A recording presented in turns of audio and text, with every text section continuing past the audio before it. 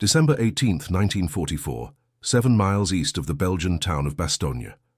The temperature had dropped to -12 degrees Celsius, and Sergeant Thomas James Holloway watched his breath crystallize in the air as he worked beneath the chassis of a 2.5-ton cargo truck. Around him, the sounds of distant artillery rumbled like approaching thunder, but Thomas kept his focus on the frozen differential that had locked up 3 hours earlier. He had been told, repeatedly and officially, that he was unfit for combat duty. The Army's assessment was clear on paper: insufficient aptitude for frontline service. What they meant, though nobody would say it directly, was that the color of his skin determined his capability more than the content of his character or the skill in his hands. Before we dive into this story, make sure to subscribe to the channel and tell me in the comments where you're watching from. It really helps support the channel. What Thomas Holloway could not have known in that frozen moment, hands numb despite his wool-lined gloves, was that within 72 hours, his supposedly limited aptitude would become the thin line between survival and catastrophe for more than 400 men. His story would become a testament to how prejudice and paperwork could nearly cost the lives of an entire battalion, and how one man's refusal to accept artificial limitations would rewrite what courage looked like in the face of impossible odds. Thomas James Holloway had been born in 1920 in the small town of Meridian, Mississippi, the third of 7 children in a family that survived on the margins of an already marginalized community. His father, Robert Holloway, worked as a sharecropper on land that would never be his own, while his mother, Eliza, took in washing from white families in town. Thomas showed an early fascination with how things worked. By age 8, he could take apart and reassemble the hand pump his family used to draw water from their well. By 12, he had taught himself to repair the ancient tractor their landlord grudgingly allowed them to use, learning through observation and experimentation what no school would have taught him anyway. The schools for black children in Meridian closed after 6th grade, the assumption being that further education was unnecessary for those destined for fieldwork or domestic service. But Thomas had discovered a different kind of education in the pages of discarded mechanical manuals he found in the town dump, and in the conversations he managed to have with old Samuel, a black mechanic who ran a small repair shop on the edge of town. Samuel had served in the First World War and had come back with skills the white community reluctantly acknowledged when their own equipment broke down. He taught Thomas that understanding machinery was about seeing patterns, about recognizing that every mechanical system followed logical principles, and that those principles did not care about the color of the hands that worked with them. By 1938, at 18 years old, Thomas had gained a reputation in the black community as someone who could fix almost anything: tractors, automobiles, pumps, generators. He worked for trade, for meals, sometimes for small amounts of cash, building a knowledge base that was entirely self-taught and entirely practical. When war came to Europe and then to America, Thomas knew the draft would eventually find him. He also knew what that would mean. The military had made its position clear through decades of policy and practice. Black soldiers were support personnel, laborers, service workers. The prevailing belief, expressed in official documents and unofficial attitudes, was that black men lacked the intelligence, discipline, and courage for combat roles. Thomas received his draft notice in March of 1943. He reported to Camp Shelby in Mississippi, where he joined thousands of other black men being processed into a segregated military that had predetermined their roles before they ever put on a uniform. The assessment tests he took were designed to confirm existing prejudices. Questions assumed cultural knowledge he had never been exposed to, reference points from educational experiences he had been systematically denied. When the results came back, they confirmed what the system had already decided: suitable for quartermaster duties, mechanical maintenance labor battalions, unfit for combat service. But there was a cruel irony in that assessment, one that Thomas recognized immediately.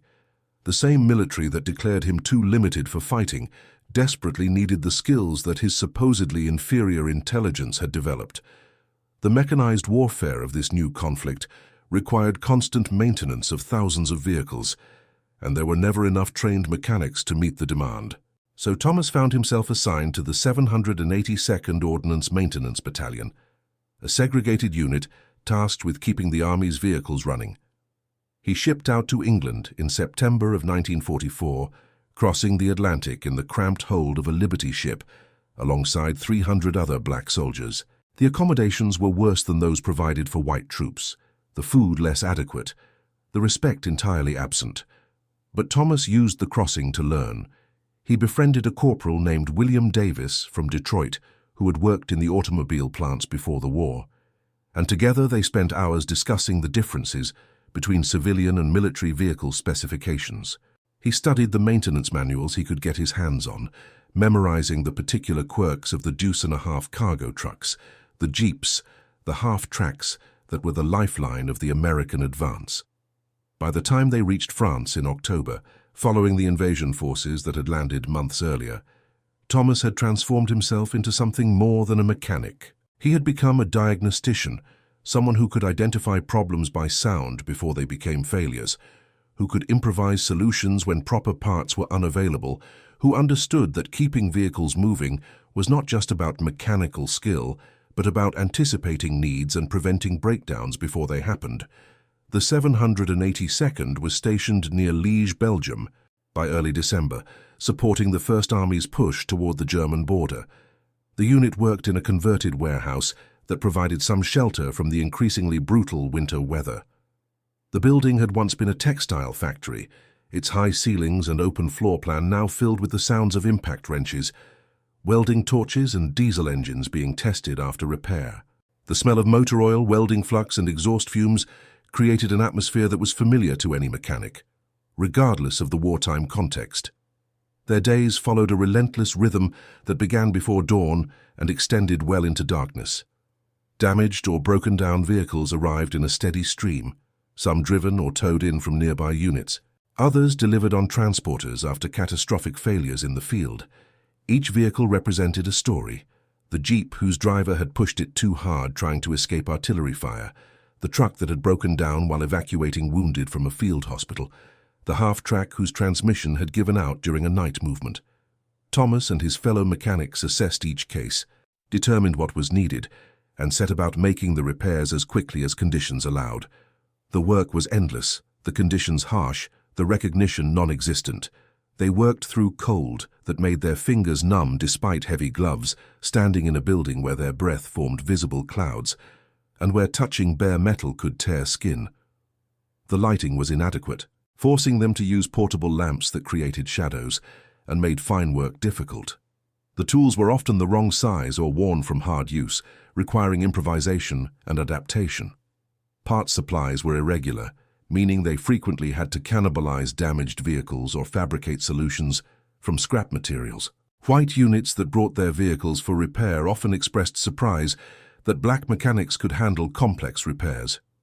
Thomas heard the comments, delivered sometimes directly and sometimes in conversations the speakers thought were private. How did these boys learn to work on transmissions? Are you sure they know what they are doing with that electrical system? Maybe we should wait and get one of our own mechanics to check their work. The skepticism was constant, a background hum of doubt that had to be overcome with every successful repair. Some officers refused to believe their assessments and demanded second opinions from white supervisors who often knew less than the men they were supervising. Major Foster, the battalion commander, handled these situations with varying degrees of patience. He was a career officer from Pennsylvania who had grown up in an integrated neighborhood and who judged men by their work rather than their skin color. When a captain from a transportation unit insisted on having a white mechanic verify a repair diagnosis, Foster would calmly point out that his unit did not have spare white mechanics to provide redundant inspections, and that if the captain did not trust the 782nd's expertise, he was welcome to wait for assignment to a different maintenance battalion. The repairs, Foster would note, had a success rate that exceeded 97%, which was higher than most units in the theater of operations. But beyond Foster's pragmatic defense of his men, there was a deeper reality that Thomas recognized with perfect clarity. The military needed their skills desperately, but it could not fully acknowledge that need without confronting the contradictions in its own policies. So the work got done, the vehicles got repaired, and the official record maintained the fiction that these were just support personnel performing routine tasks, not skilled technicians whose expertise was absolutely critical to maintaining combat operations. Thomas worked these shifts with a quiet determination that his fellow soldiers recognized and respected. He was not the ranking sergeant in the motor pool. That position belonged to Sergeant Moses Jackson from Chicago. But he had become the man others came to when they encountered a problem they could not solve. His reputation grew through results rather than rank, through the simple fact that vehicles he worked on stayed running. The weather turned savage in mid-December. Snow fell heavily, and temperatures plunged to levels that froze lubricants, cracked engine blocks, and turned every mechanical operation into a battle against the elements. The motor pool worked around the clock, trying to keep pace with the increasing number of cold weather failures.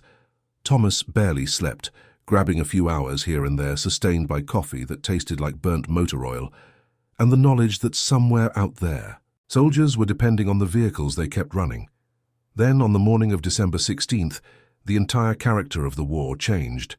German forces launched a massive offensive through the Ardennes forest, a desperate gamble to split the Allied forces and capture the vital port of Antwerp. The attack came through a section of the line that had been considered quiet, held by inexperienced American divisions that were either resting after heavy fighting or green troops getting their first taste of combat. The German thrust was powerful, unexpected, and aimed at achieving breakthrough before American air superiority could be brought to bear. The weather, which had already been terrible, turned even worse, grounding aircraft and leaving ground forces without the close air support they had come to rely on. News of the offensive reached the 782nd in fragments and rumors at first, then in increasingly desperate orders. Units were retreating, supply lines were threatened, and suddenly the rear area support battalions found themselves uncomfortably close to becoming frontline positions. The motor pool received orders to prepare for possible evacuation, while simultaneously being told to maintain maximum operations in case retreating units needed emergency repairs. The situation around the town of Bastogne became particularly critical. The town was a road hub, a place where 7 major roads intersected, and whoever controlled it controlled movement through the entire region. American forces had established a defensive perimeter, but they were being rapidly surrounded by German forces that were moving faster and with more strength than anyone had anticipated. The defenders included elements of the 101st Airborne Division, along with combat engineers, artillery units and stragglers from other formations that had been overrun. In total, approximately 11,000 soldiers found themselves encircled, cut off from supply, and facing an enemy force that outnumbered them significantly. On December 19th, the situation around Bastogne reached a critical point. The encirclement was complete, roads were cut, and the defenders were running low on ammunition, medical supplies and food. But what was becoming equally critical was the vehicle situation. The cold weather and constant operations had caused a cascade of mechanical failures. Trucks needed for moving supplies and troops, jeeps required for communication and reconnaissance, artillery tractors that had to be mobile to avoid counter-battery fire, all were breaking down at rates that overwhelmed the limited maintenance capabilities inside the perimeter. The command structure at 1st Army Headquarters recognized the crisis. Bastogne had to hold, but it could not hold without logistics, and logistics required functioning vehicles. A desperate call went out for any available maintenance personnel who could potentially break through the German lines and reach the encircled forces. It was a mission that blurred the line between support and combat, between rear echelon duty and frontline danger. It was exactly the kind of mission that black soldiers were routinely told they were unfit to perform. Major William Foster, the white officer commanding the 782nd, received the request with considerable uncertainty. The mission would require a small team to load maintenance equipment, spare parts, and tools onto trucks, then attempt to reach Bastogne through roads that were under German observation and fire. It was dangerous, possibly suicidal, and it required mechanics who could not only survive the journey, but immediately begin working under combat conditions once they arrived. His instinct was to volunteer himself and a hand-picked team of the battalion's most capable men, but he was explicitly ordered to remain at the headquarters to coordinate ongoing operations. That meant selecting a team from among the enlisted men. Sergeant Moses Jackson was the obvious choice to lead, given his rank and experience. But Jackson approached Major Foster with a different recommendation. He suggested that Thomas Holloway should lead the mission. When Foster expressed surprise, Jackson was direct in his reasoning.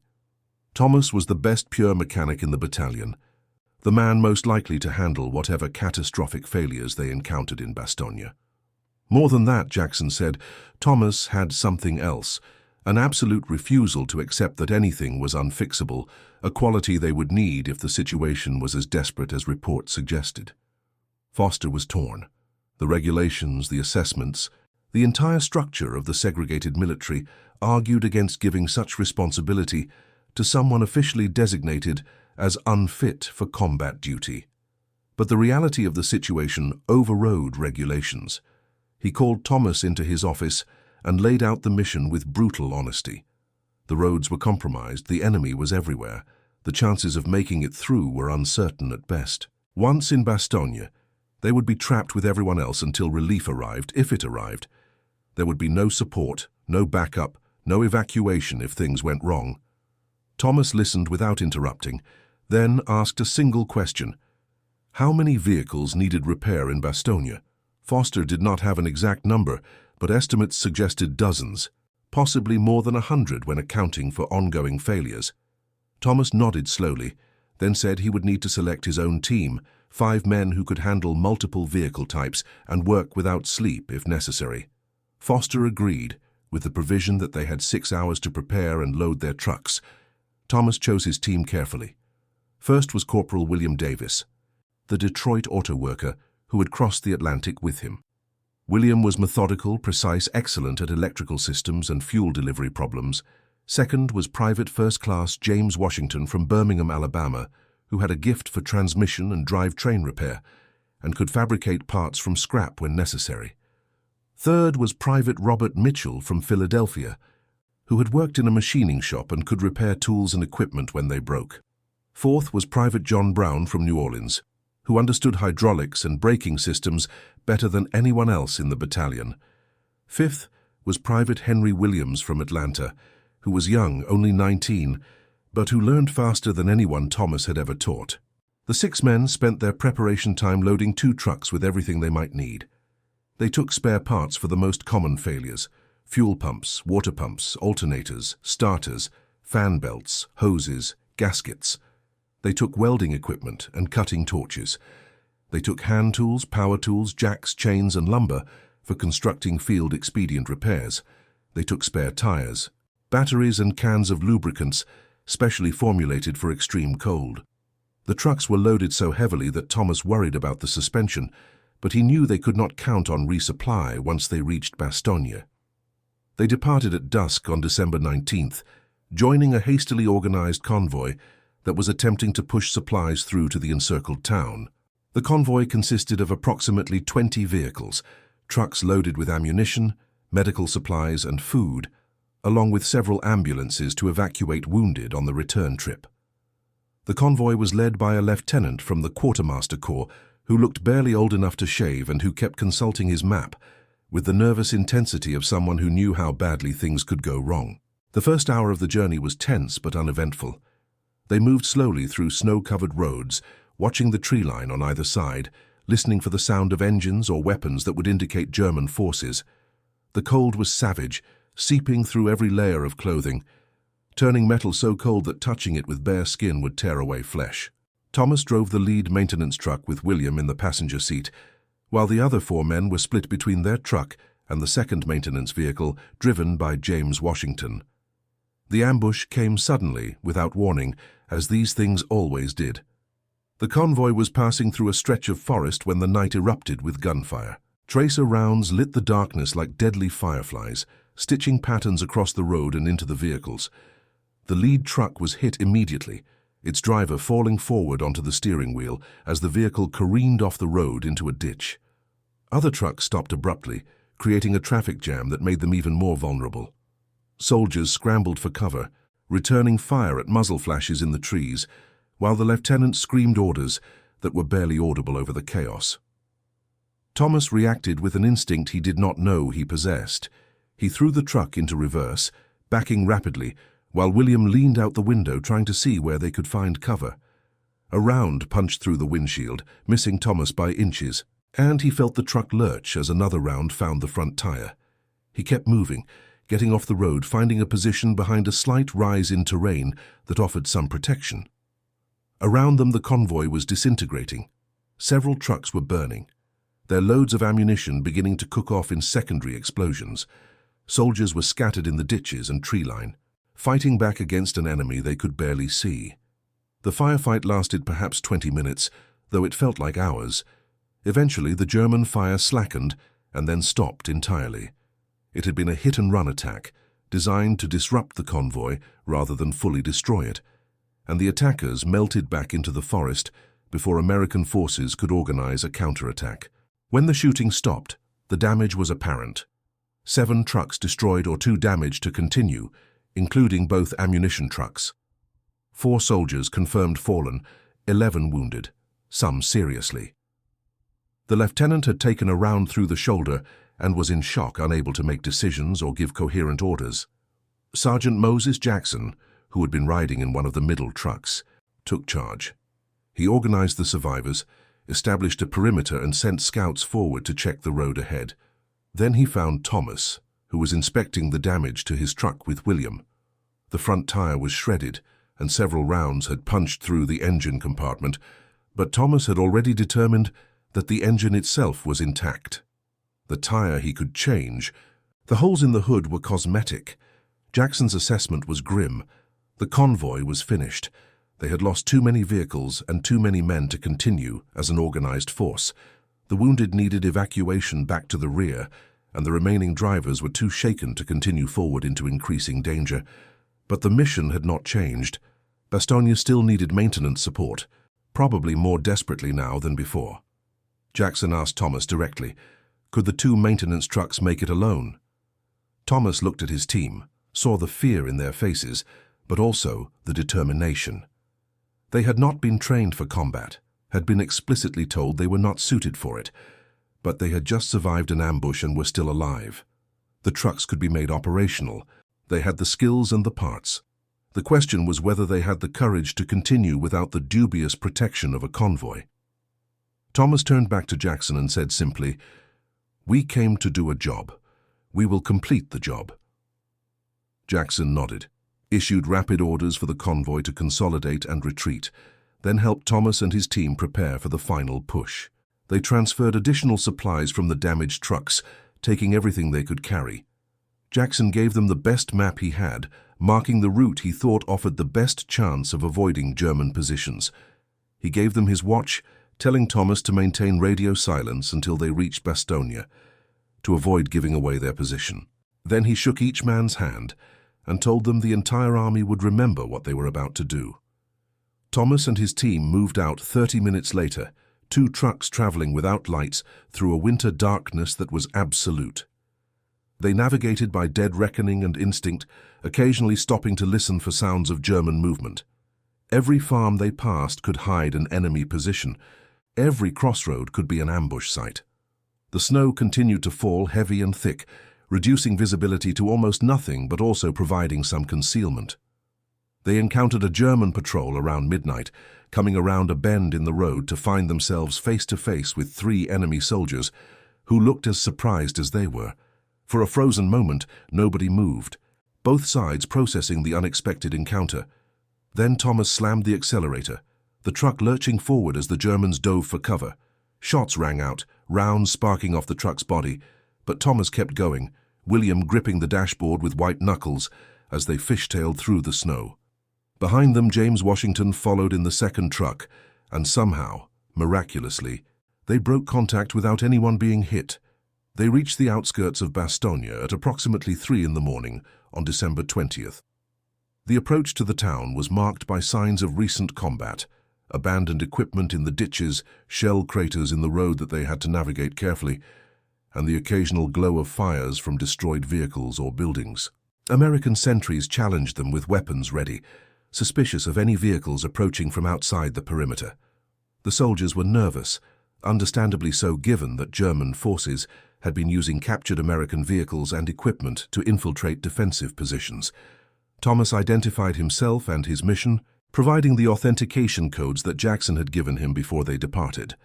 The sentries examined their identification cards under flashlight beams, checked the cargo in both trucks to ensure they were not carrying infiltrators, and finally waved them through into a town that was barely holding on. The streets of Bastogne showed the scars of constant bombardment. Buildings displayed the jagged damage from artillery fire, with walls collapsed, roofs torn open, and windows blown out by blast overpressure. Shell craters pocked the roads and sidewalks, some filled with frozen water that reflected the occasional light. Supply dumps were meager and carefully dispersed to minimize losses from direct hits. Ammunition was stacked in careful ratios that showed how limited stocks had become, with priority given to artillery shells and small arms rounds, while larger caliber tank ammunition was severely restricted. Soldiers moved through the darkness with the exhausted determination of men who knew they were surrounded, but refused to surrender. Their faces showed the strain of days without adequate sleep, meals reduced to minimal rations, and the constant stress of being under fire. Medical personnel worked in cellars and basements, converted to aid stations, treating wounded by candlelight and flashlight because generator fuel was too precious to waste on continuous lighting. Communications personnel maintained radio contact with headquarters outside the encirclement, receiving orders and providing situation reports that grew increasingly dire with each passing day. Thomas reported to the command post, which had been established in a stone building near the center of town that offered some protection from artillery fire. The structure's thick walls and basement made it one of the more defensible positions in Bastogne, though even here the windows had been blown out and the upper floors showed damage from near misses. He found himself facing Colonel Anthony Roberts, a career officer from Virginia who commanded the armored elements defending part of the perimeter. Roberts was a veteran of North Africa and Sicily, a professional soldier who had learned through hard experience that prejudice was a luxury no commander could afford in combat. Roberts looked at the 6 black soldiers standing before him with an expression that mixed surprise, skepticism, and desperate hope. He had not been informed that the relief convoy would include maintenance personnel, and he certainly had not expected them to arrive independently after the convoy had been turned back. He asked Thomas directly what capabilities they brought, his tone neutral, but his eyes assessing whether these men could actually deliver what the situation desperately needed. Thomas replied with a detailed accounting that reflected both his knowledge and his understanding of what Roberts needed to hear. He described the types of repairs they could perform, from simple maintenance like replacing fuel pumps and starters to complex operations like transmission overhauls and engine rebuilds. He listed the spare parts they carried, emphasizing the items most likely to fail in the extreme cold conditions. He provided time estimates for different categories of failure, being honest about what could be done quickly and what would require extended effort. He mentioned their experience with the various vehicle types in American service, from light jeeps to heavy tanks, and their ability to improvise solutions when proper parts were unavailable. Roberts listened without interrupting, occasionally nodding as Thomas covered points that addressed specific concerns. When Thomas finished, Roberts was silent for a moment, processing what he had heard against the desperate situation his forces faced. Then he made a decision in that moment that reflected both his desperation and his pragmatism. He did not care about regulations or assessments or the color of skin. He cared about broken vehicles that were endangering his entire defensive position, about tanks that could not move to threatened sectors, about supply trucks that could not bring ammunition to forward positions, about ambulances that could not evacuate wounded to aid stations. He gave Thomas carte blanche to set up operations wherever he needed and to commandeer any building or resources necessary. Then he asked the only question that really mattered. How many vehicles can you get running? Thomas did not promise miracles. He said it would depend on what was wrong with each vehicle, but that they would work continuously until they dropped or until relief arrived. Roberts nodded, clapped Thomas on the shoulder in a gesture of genuine respect, and assigned a young captain named Richard Foster to serve as their liaison, and to ensure they had access to anything they needed. The 6 mechanics established their field workshop in a partially destroyed garage on the edge of town that had once serviced civilian vehicles for the local population. The building had lost most of its roof to artillery fire, which meant they would be working essentially in the open weather, exposed to snow, wind, and the brutal cold that made every task exponentially more difficult. But the structure had survived well enough to provide some wind protection through its remaining walls, and it had enough floor space to accommodate multiple vehicles simultaneously. More importantly, it had a concrete floor that was level enough for jacks and stands, and it had inspection pits that would allow them to work underneath vehicles without having to crawl in the frozen mud. They began work immediately as dawn broke on what would be one of the longest days of their lives. The first light revealed a town that looked like something from a nightmare. Smoke rose from multiple fires that burned unchecked because there was no water pressure to fight them. Civilian residents who had not evacuated before the encirclement moved like ghosts through the ruins, searching for food, water, or news about missing family members. American soldiers manned positions in buildings, behind makeshift barricades, and in hastily dug foxholes that were now frozen solid. The sound of artillery was constant, both outgoing American fire and incoming German shells that fell with random malice throughout the defensive perimeter. The first vehicle brought to them was a jeep that had thrown a rod through its engine block, a catastrophic failure that normally would have required complete engine replacement. The vehicle belonged to a communications unit that desperately needed it for maintaining contact between isolated positions. Without it, runners would have to carry messages on foot through areas under constant observation and fire. Thomas assessed the damage with William and James, examining the hole in the engine block where the connecting rod had punched through, checking the crankshaft for damage, and determining whether the block could be salvaged or would have to be replaced entirely. They decided to attempt a field repair that would have made any engineering manual writer recoil in horror, but that might work under the circumstances. William and James fabricated a patch plate from scrap metal they found in the garage, using tin snips to cut it to rough size, and then hand-filing the edges to achieve a fit that would seal against the block. While they worked on the plate, Thomas drained the oil and coolant, inspecting both fluids for metal particles that would indicate additional internal damage. He found metal shavings, as expected from a thrown rod, but not the massive contamination that would have indicated complete engine destruction.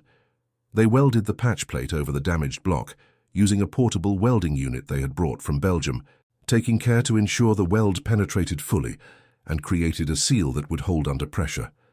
The welding had to be done in stages, allowing the metal to cool between passes to prevent warping, which meant the repair took longer than they wanted but was more likely to succeed. When the welding was complete and the metal had cooled, they wire brushed the excess flux and slag from the weld, then tested it for leaks by pressurizing the cooling system with air. The patch held, which meant they could proceed with reassembly. They refilled the fluids, using new oil and coolant from their supplies, and installed a new oil filter to capture any metal particles still circulating in the system. Then came the moment of truth. Attempting to start an engine that had suffered catastrophic failure and been repaired under field conditions with improvised methods. Thomas primed the fuel system, checked the ignition timing, and hit the starter. The engine turned over slowly in the cold, coughed, caught, and settled into a rough idle that gradually smoothed out as it warmed. They had the Jeep running within 90 minutes of beginning work. It would not be reliable for extended operations. The repair was too crude for that, but it would serve for local communications and reconnaissance until relief arrived and proper repairs could be made. The second vehicle was a half-track whose transmission had completely failed. Robert and John tore into it, while Thomas moved to the third vehicle, a cargo truck with a seized engine caused by frozen coolant that had cracked the block. He directed Henry to start a fire to warm the engine while he assessed whether the cracks could be repaired. By mid-morning, they had 3 vehicles in simultaneous repair, working with a speed and efficiency that came from desperation and determination in equal measure. Word spread through the perimeter that the mechanics could work miracles, though Thomas knew the truth was far more mundane.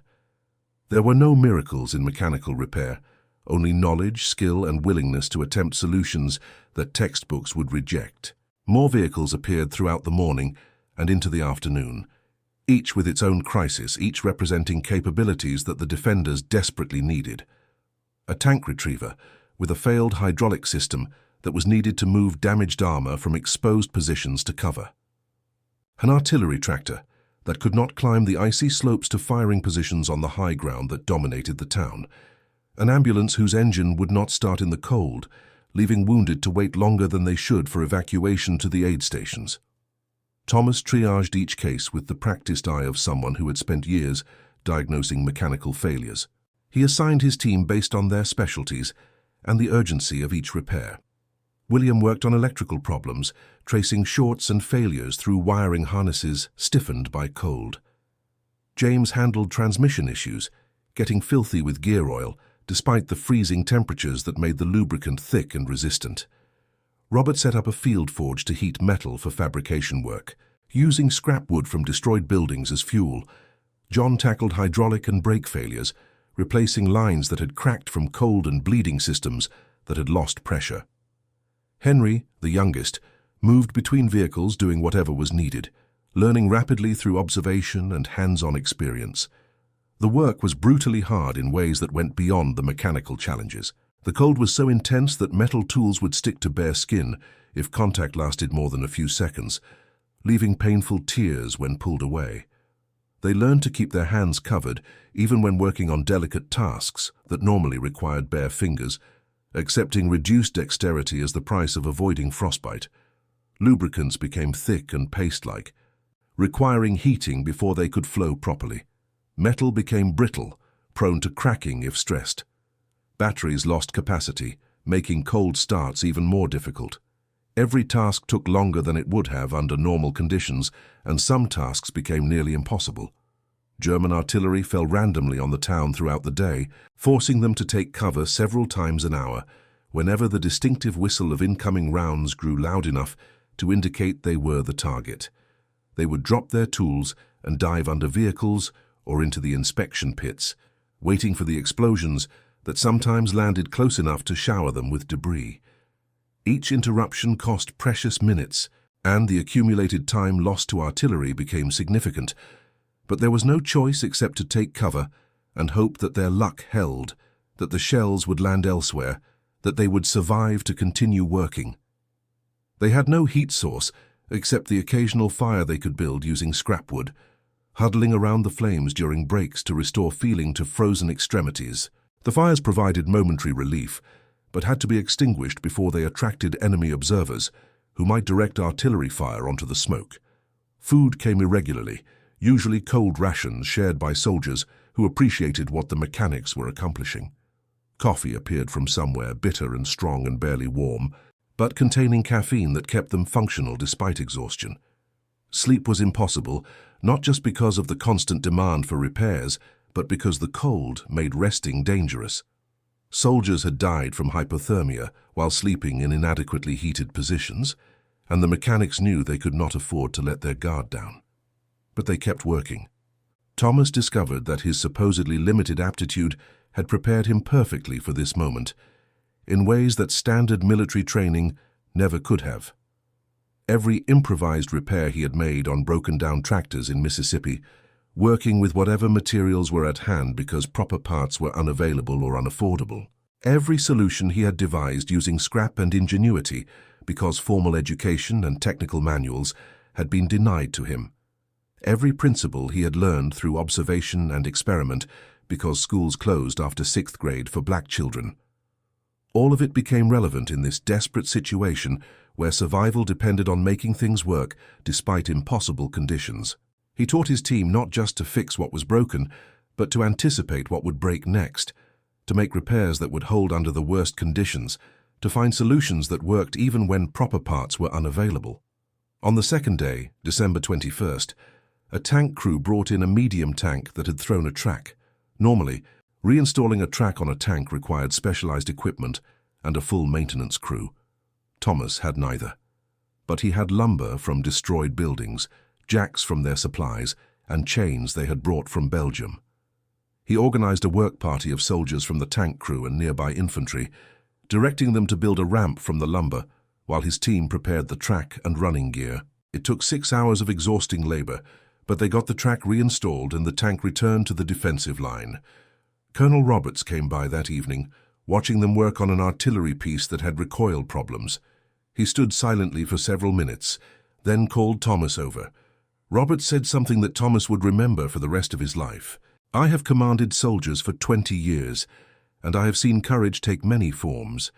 What you and your men are doing here, working without rest in these conditions to keep our defenses functioning, this is courage that saves lives. The army was wrong about you, wrong about all of you." The third day, December 22nd, brought a break in the weather and with it, the hope of air supply. Transport aircraft began dropping supplies by parachute, including ammunition, medical supplies and rations. But the resupply was limited, and it did not include vehicle parts. Thomas and his team continued working with what they had, cannibalizing parts from vehicles too damaged to repair, fabricating solutions from scrap, and keeping the critical vehicles running through sheer determination. By December 23rd, they had repaired or returned to service 47 vehicles of various types. The impact on the defense was measurable and immediate. Artillery pieces that had been immobile were back in firing positions. Tanks that had been deadlined were strengthening weak points in the perimeter. Supply trucks were moving ammunition and rations to forward positions. The defensive situation was still critical, the encirclement still complete, but the capability to maintain an active defense had been significantly improved. On the morning of December 26th, the relief column from General George Patton's Third Army broke through the German encirclement from the south. The siege of Bastogne was over, though heavy combat would continue in the region for weeks. As American forces expanded the corridor and began evacuating wounded, Thomas and his team continued working. There were still vehicles that needed repair, still equipment that required maintenance, still a job to complete. It was not until December 28th that they finally stopped, ordered to return to their parent unit by Major Foster, who had driven forward specifically to retrieve them. Foster found them in their makeshift garage, still working on a half-track despite being barely able to stand from exhaustion. He ordered them to stop immediately, to load their remaining equipment and to return with him to Belgium. The drive back was surreal. They passed through areas that had been contested combat zones just days before, seeing the debris and destruction that marked recent fighting. They encountered columns of reinforcements and supplies moving forward, replacing the crisis atmosphere with the methodical advance of restored logistics. At every checkpoint, soldiers who heard they were the mechanics from Bastogne looked at them with respect that transcended the usual barriers of race and regulation. When they reached the 782nd area, they were met by the entire battalion formed up in ranks. Sergeant Jackson called them to attention as they climbed from their trucks, then rendered a salute that was immediately returned by every soldier present. Major Foster stepped forward and announced that Thomas and his team were being recommended for the Bronze Star for meritorious service in combat conditions, the first time anyone in the battalion had received such recognition. But beyond the official commendation, something more significant had occurred. The men of the 782nd, who had spent their entire service being told they were support personnel, unsuited for combat roles, had demonstrated through Thomas and his team that courage and capability were not determined by skin color or prejudiced assessments. They had proven that the artificial limitations imposed by segregation and discrimination were exactly that, artificial. Thomas Holloway's story spread beyond the immediate battalion. Reports of the maintenance team that kept Bastogne's vehicles running reached headquarters staffs and eventually the press. Articles appeared in black newspapers describing how segregated support troops had performed heroically in combat conditions. The stories became part of a larger conversation about the contradictions of fighting a war for freedom while maintaining a military based on racial segregation. For Thomas himself, the recognition was secondary to the knowledge that he and his team had done exactly what needed to be done. They had not sought to prove anything about race or capability. They had simply applied their skills to solve problems that needed solving. That their success challenged assumptions and undermined prejudices was a consequence, not the goal. The Bronze Stars were awarded in January of 1945 at a ceremony attended by senior officers who normally would not have acknowledged the existence of a black ordnance maintenance battalion. Thomas stood at attention as the medal was pinned to his uniform, aware of the irony that the same organization that had declared him unfit for combat was now recognizing him for service under combat conditions. He did not comment on the contradiction.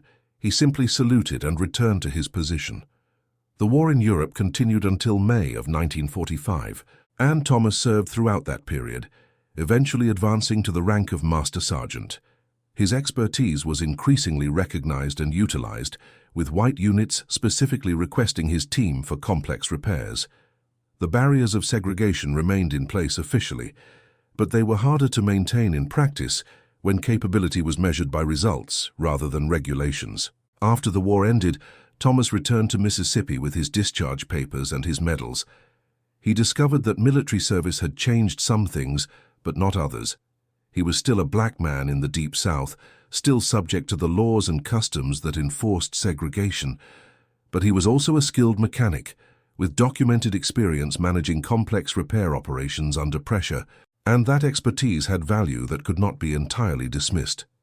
He opened his own repair shop in 1947, using his military separation pay and a small loan from old Samuel, who had kept his own shop running throughout the war.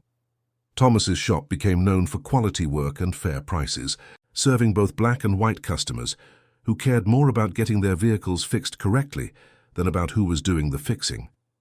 The shop prospered slowly, and Thomas eventually employed 5 other mechanics, training them the same way he had been trained, through observation, experiment, and the recognition that understanding machinery was about seeing patterns and following logical principles.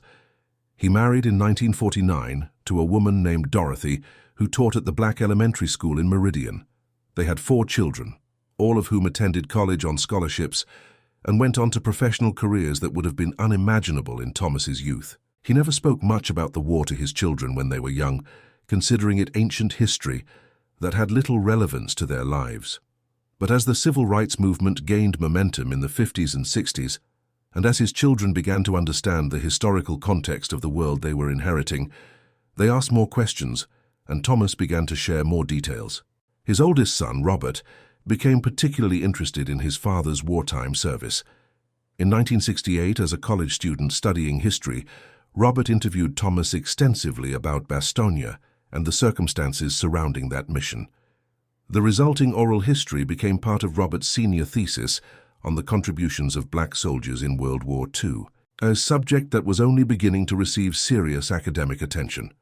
Through these conversations, Thomas articulated something he had always understood but had never put into words. He said that the Army's assessment that he was unfit for combat had been based on tests designed to confirm prejudices rather than measure capabilities. Those tests had assumed that intelligence and aptitude followed racial lines, that opportunity and education were evenly distributed, and that the ability to perform under pressure could be predicted by skin color. All of those assumptions were false, proven false by the service of thousands of black soldiers who performed whatever roles they were finally allowed to perform with distinction and courage. But Thomas also acknowledged that the discrimination he had faced, while unjust, had paradoxically prepared him for Bastogne in ways that standard military training might not have. A lifetime of being told he could not do something, and then finding ways to do it anyway, had developed in him a refusal to accept that any problem was unsolvable. The necessity of improvising solutions with limited resources had taught him to see possibilities that others missed. The experience of proving his capability repeatedly to people who doubted him had given him a confidence based on demonstrated results rather than assumed privilege.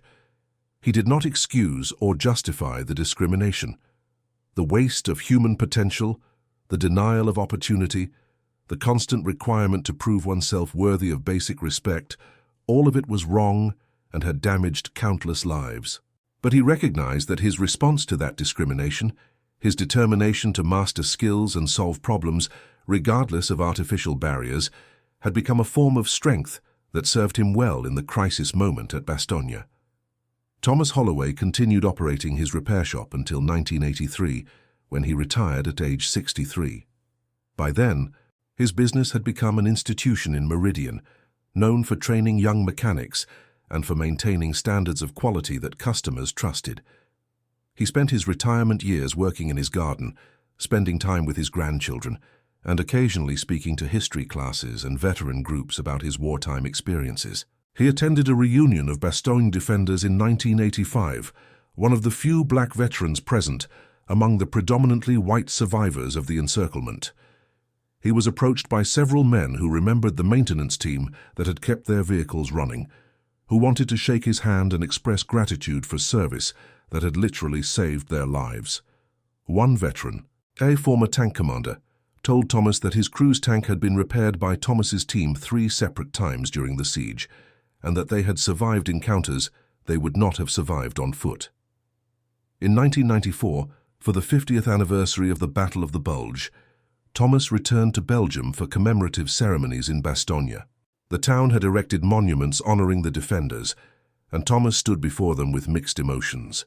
The official histories mentioned the airborne troops, the armored forces, the artillery, and the infantry who held the line. They rarely mentioned the logistics personnel, and almost never mentioned that some of those personnel were black soldiers serving in segregated units.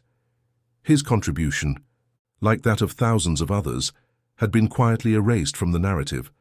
But Thomas had learned long ago that history's official record was often incomplete. What mattered was the truth known to those who had lived it, and the lessons passed to those who came after. His children knew his story. His grandchildren knew it. The mechanics he had trained knew it. And scattered through military records, in after-action reports and commendation files, the documentation existed for anyone who cared to look deeply enough. Thomas James Holloway passed away in 2004 at the age of 84. His funeral was attended by family, friends, former employees, and a surprising number of people he had never met. Historians researching black contributions to World War II, veterans who had read his oral history and wanted to pay respects, young people who had been inspired by his example to pursue careers in technical fields despite facing their own barriers of discrimination. His story stands as a testament to the courage that takes many forms. The physical courage to drive through enemy lines in the middle of a siege is obvious and dramatic, but there is also the courage to master skills when told you are incapable of learning, the courage to perform expertly when others assume you will fail, the courage to maintain dignity and purpose when treated as inferior, the courage to work without rest or recognition because lives depend on work being done well. The Army's assessment that Thomas Holloway was unfit for combat was wrong on every level that mattered. It was wrong about his intelligence, wrong about his capability, wrong about his courage. But that assessment and the system that produced it represented a larger wrongness that extended far beyond one man's military classification. It represented the systematic underestimation and underutilization of human potential based on racial prejudice, a waste of talent and capability that weakened the nation even as it fought for survival. The irony is profound. The same military that declared Thomas unfit for combat relied on his skills to maintain combat effectiveness in one of the war's most critical battles. The same system that denied him opportunities based on race had to suspend those denials when operational necessity demanded actual competence. And the same assessments that predicted his limitations were proven false by his performance under the most demanding conditions imaginable. Thomas Holloway and his team saved lives by keeping vehicles running. Those vehicles moved ammunition to artillery positions, evacuated wounded to aid stations, shifted reserves to threatened sectors, and enabled the active defense that prevented German forces from overrunning Bastogne before relief arrived. The mechanics did not carry rifles, did not take ground, did not capture prisoners, but their contribution to the defensive victory was as real and as essential as that of any combat unit. The broader lesson extends beyond one battle or one war. Capability cannot be determined by category. Courage cannot be predicted by prejudice. Excellence emerges from unexpected places when opportunity and necessity intersect, regardless of what artificial barriers have been erected to prevent it. The Army's assessment said Thomas Holloway was unfit for combat, but reality said something very different.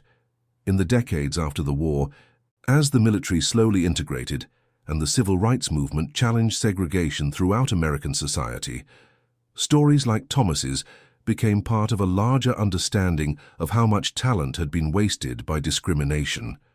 The Tuskegee Airmen, the Triple Nichols paratroopers, the artillery battalions that fought at the Battle of the Bulge, the port battalions that managed logistics in the Pacific, all demonstrated that when black soldiers were given opportunity and equipment, they performed at levels equal to any other troops.